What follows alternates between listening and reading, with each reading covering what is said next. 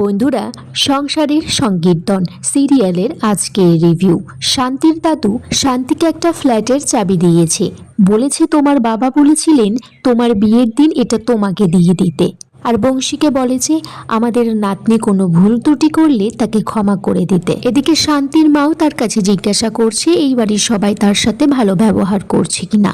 শান্তি বলছে মা তো মাই হয়। জয়ন্ত আর শান্তির ফুলসজ্জার বিছানাটা তারা পাপড় দিয়ে মুড়ে দিয়েছে।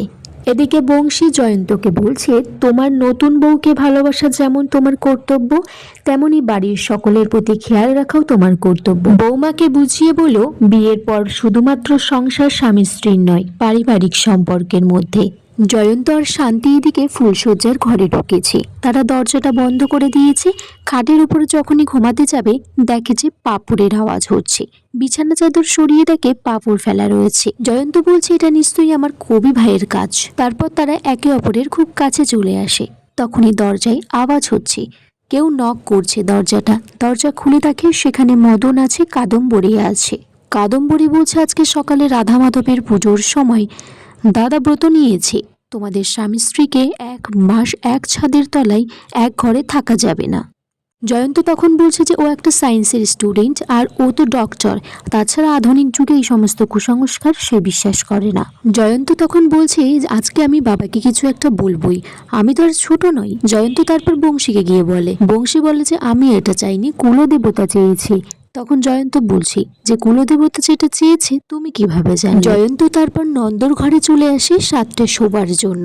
নন্দ জয়ন্তকে আইডিয়া দিয়েছে যে এক ঘরে ছাদের তলায় থাকা যাবে না, তো কি হয়েছে, তোটা ছাদের উপরে গিয়ে দেখা কর।